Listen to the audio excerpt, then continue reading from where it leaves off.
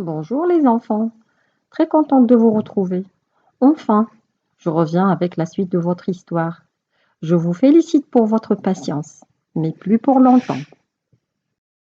Joshua le pirate, deuxième et dernière partie. Bonne écoute. Il y a quelques années, il y eut un terrible incendie sur l'île de Caramel, un endroit merveilleux au large des côtes mexicaines. Sur cette île vivait Joshua, un garçon de 10 ans, ainsi que ses parents et sa sœur Mauve, qui n'avait que 2 ans. Le jour de l'incendie, les bateaux emmenèrent les habitants hors de l'île. Joshua ne voulut pas partir sans sa famille, mais il ne retrouva ni ses parents ni sa sœur. Heureusement, il rencontra le capitaine, un vieux loup de mer, qui lui apprit tout du métier de navigateur. 5 années passèrent. Joshua était devenu un vrai marin, mais aussi un as de l'informatique.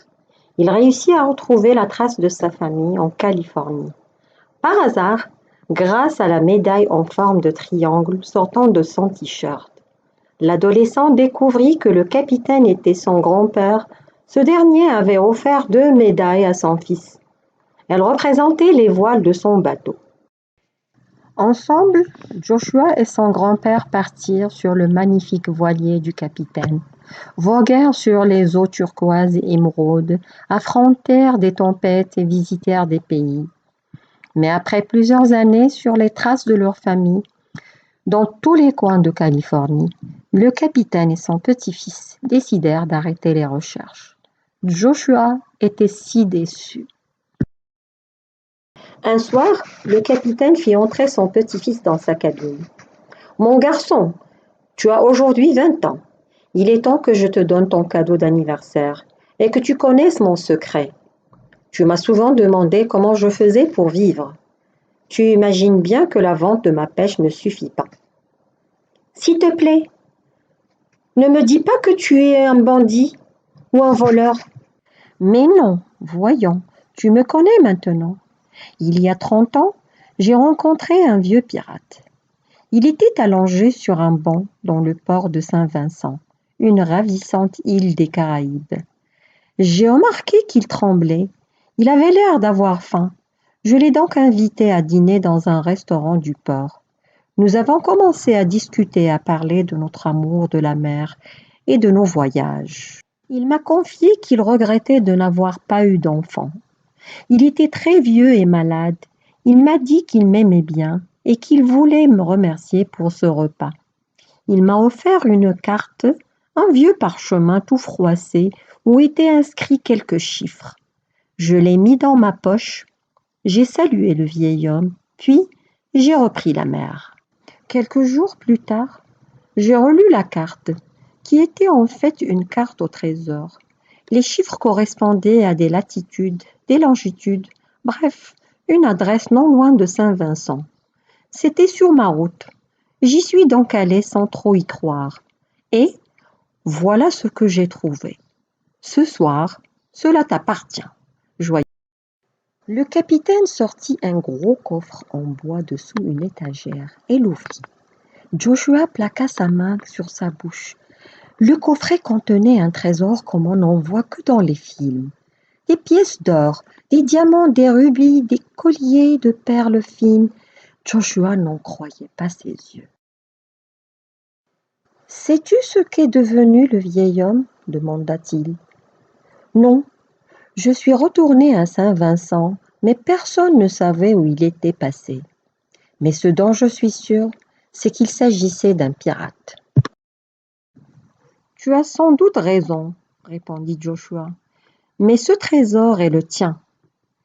Disons qu'il est à nous. Mais va dormir. Demain, nous levons l'ancre pour Caramel. Bonne nuit, grand-père. Bonne nuit, mon garçon. » Joshua regagna sa cabine, mais ne parvint pas à trouver le sommeil. Il savait bien pourquoi. Il ne pouvait renoncer à rechercher sa sœur et ses parents. Il passa la nuit devant l'écran de son ordinateur. Le lendemain matin, il était bien fatigué, mais un petit sourire illuminait son visage. Il fit irruption dans la cabine du capitaine. « Grand-père, dit Joshua, Il y a une mauve qui donne un récital de piano ce soir à San Francisco. Je ne reconnais pas la jeune fille sur la photo. Il n'y a pas de nom de famille, mais c'est un prénom rare.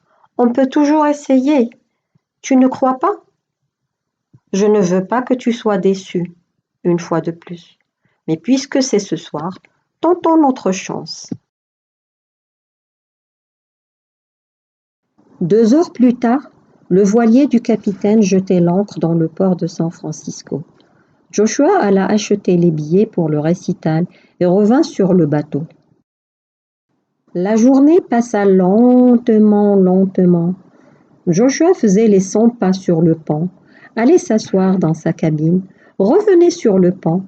À l'heure du déjeuner, il ne put rien avaler, et il fallait encore attendre 6 longues heures. « Tu me donnes le tournis, » lui dit le capitaine. « Va t'allonger dans ta cabine, je viendrai te prévenir quand ce sera l'heure de partir. » Joshua obéit. Plus tard, le capitaine vint le chercher. « C'est bientôt l'heure. On va aller en ville s'acheter de nouveaux vêtements. Pour un récital de piano, un costume s'impose. »« Mais non, je suis très bien en jean et en t-shirt, » dit Joshua.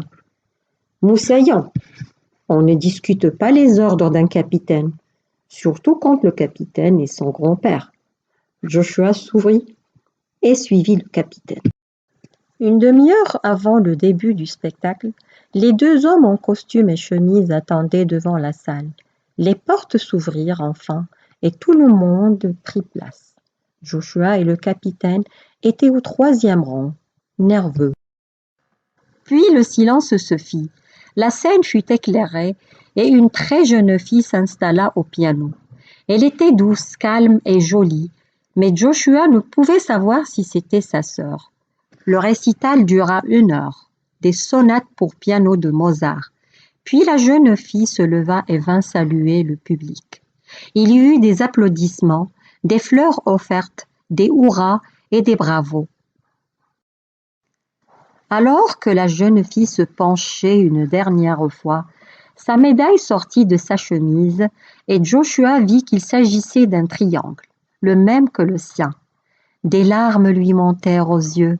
Il regarda son grand-père qui pleurait lui aussi, mais pas parce qu'il avait vu la médaille de mauve.